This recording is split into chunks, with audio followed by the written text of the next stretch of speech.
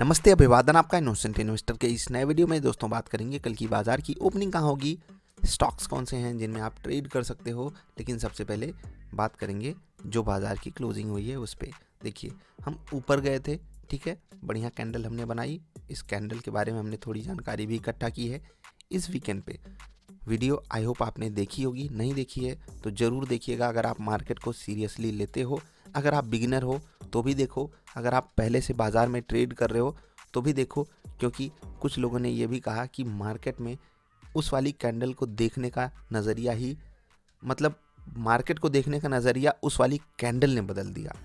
ठीक है, ज़रूर देखिए किस कैंडल की हम बात कर रहे हैं, अभी बात करेंगे उस पर। लेकिन पहले क्लोजिंग देख लेते हैं।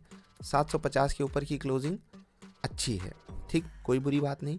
कैंडल ग्रीन है, लेकिन नेट नेट हम लॉस में क्लोज किए थे क्योंकि हम खुले नीचे थे और रिकवरी नहीं दिखा पाए।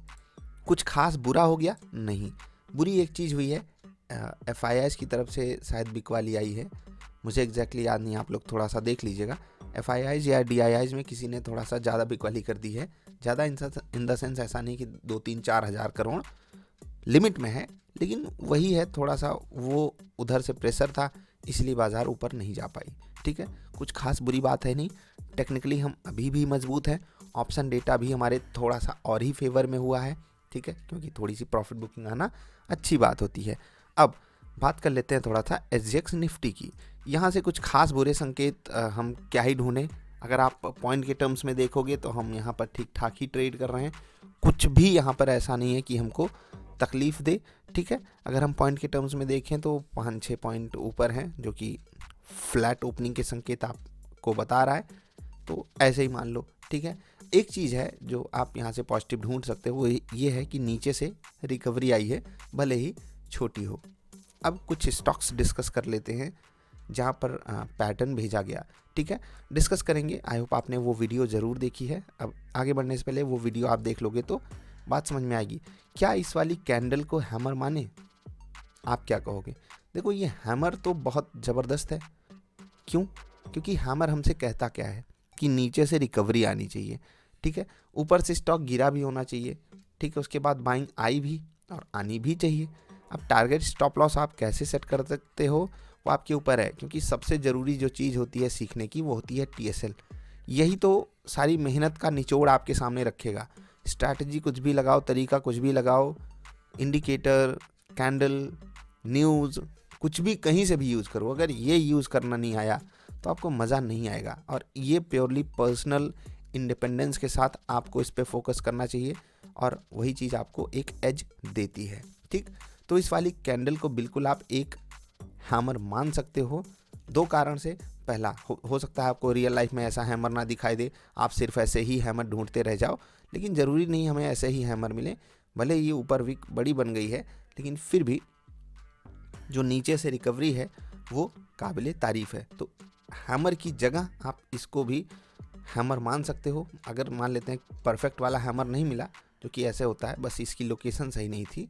ठीक है, यहाँ पर देखो इन्वर्टर भी दिखाई दे रहा है।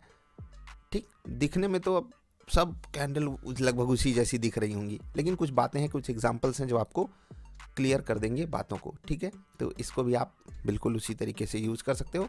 टीएसएल मिले, टारगेट मिले, स्टॉप लॉस मिले, सब चीज़ के लिए रेडी रहना चाहिए। ठीक है, सन टीवी में बात हो रही थी हैमर की, तो क्या इस वाली कैंडल को हैमर मान सकते हैं? देखो, जितनी रिकवरी आई उतना ही लगभग ऊपर से प्रेशर था, तो इसको आप हैमर नहीं मान सकते हो। क्या इसको इन्वर्टेड हैमर मान सकते हैं? देखो, दिखने में तो लग रहा है इन्वर्टेड हैमर जैसा, लेकिन स्टॉक ऊपर से गिरा हुआ है, तो इसको नहीं मान सकते। ठीक है, आगे बढ़ते हैं। इंडिया सीमेंट, यहाँ पर एक स्टॉक, ये स्टॉक आपको मैंने स्विंग ट्रेड के लिए भी दिया था, और यहाँ पर हैमर की बात हो रही थी। ठीक है, यहाँ इस वाली कैंडल पे, तो इसको नहीं मान सकते हो आप। ठीक है, क्योंकि दो पार्ट होना चाहिए, ऊपर से भी जो ऊपर की विक है वो थोड़ी ज़्यादा बड़ी है। हाँ, एक चीज़, ये वाले जो हैमर की बात हो रही है वो देखो, अगर इस कैंडल की लाइनअप की बात करें, इस कैंडल की जो वोलाटिलिटी है उसकी बात करें, तो वहाँ पर उतनी ज़्यादा वोलाटिलिटी है नहीं। प्लस वैट आपको एक चीज़ है जो बहुत ध्यान में रखना है, और वॉल्यूम एक्शन ट्रेडिंग वाली वीडियो कैंडल स्टिक के बाद देख लो, आपको बहुत आसानी से कुछ बातें ऑटोमेटिकली क्लियर हो जाएंगी। तो इस वाली कैंडल से भले ही आपको कॉन्फिडेंस मिले या ना मिले, ठीक है, इस वाली कैंडल से आपको कॉन्फिडेंस मिले या ना मिले, यहाँ से मिलना चाहिए था, ठीक है। और आपने देखा होगा इंडिया सीमेंट हमने स्विंग ट्रेड के लिए पकड़ा भी था।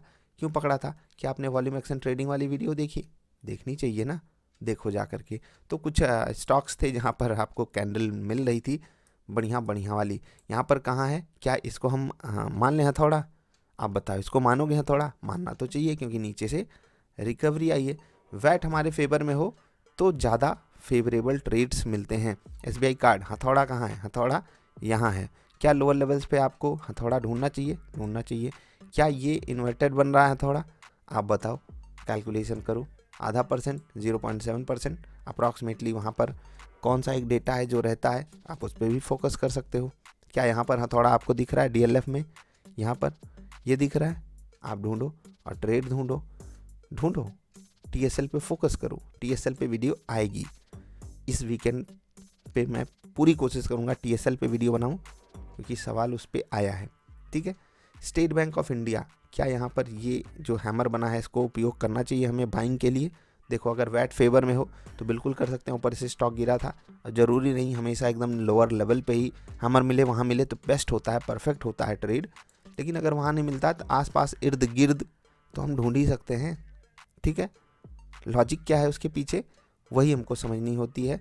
ज़रूरी नहीं हैमर ही मिले, हैमर जैसी कोई भी कैंडल मिल जाए, आप लगभग ट्रेड एग्जीक्यूट करने की कंडीशन में होते हो। इतना समझ लो, बहुत अच्छे लोगों से आप बेटर डिसीजन ले रहे हो, ठीक है। तो अभी इंट्राडे स्टॉक नोट कीजिए। हिंदुस्तान यूनिलीवर आपके लिए रहेगा पहला इंट्राडे स्टॉक। और अगर आप देखोगे लोअर लेवल से रिकवरी आई है, एक हैमर कैंडल यहाँ पर बनी है।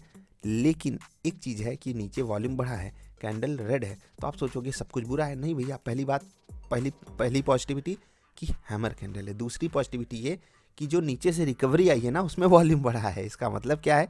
इसका मतलब चीज़ें फेवर में जा सकती हैं इन केस मार्केट का साथ रहा तो। दूसरा इंट्राडे स्टॉक रहेगा डाबर। अब डाबर में क्या करना है? देखो, जो यहाँ पर हैमर जैसी कैंडल बनी, अब आप इसको हैमर मानते हो या नहीं, आप जरा सा चेक करना, कैलकुलेशन करके चेक कर लेना। उसके बाद बाजार यहाँ पर स्टेबल हो रही है, ठीक, स्टेबल हो रही है, यानी कि एक इंपॉर्टेंट लेवल है एज अ सपोर्ट, ठीक है। वैट हमारे फेवर में जा सकता है जब भी बाइंग आए, और उस बाइंग में आप स्विंग ट्रेड भी यहाँ पर पकड़ सकते हो। तो डाबर हो जाएगा हमारे लिए तीसरा इंट्राडे स्टॉक। SBI कार्ड हमारे लिए रहेगा तीसरा इंट्राडे स्टॉक, यहाँ पर है, ठीक है। ये हमारे लिए रहेगा तीसरा इंट्राडे स्टॉक। फोकस आपको इस पर करना है। SBI मत लीजिएगा इंट्राडे स्टॉक के रूप में।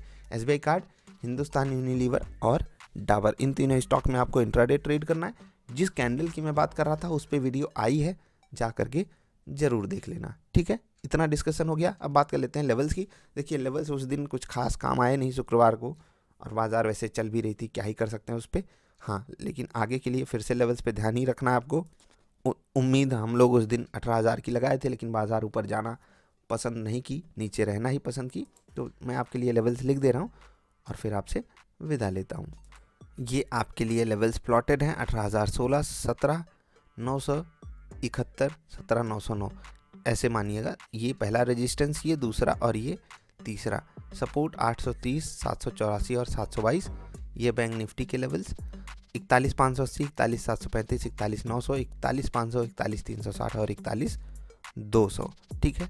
आपको बहुत बहुत धन्यवाद, आप इतनी रात में आकर के वीडियो देखें। जल्दी मिलते हैं ढेर सारी अच्छी वाली वीडियोस में। जो कैंडलस्टिक पैटर्न वाली वीडियो है वो जाकर के ज़रूर देखना, आपकी काफ़ी हेल्प होगी, ठीक है। उस वीडियो में जो होमवर्क दिया गया है वो भी आपको ज़रूर करना है, आप ही का फ़ायदा होगा। जल्दी मिलते हैं, आपका आभार, नमस्कार।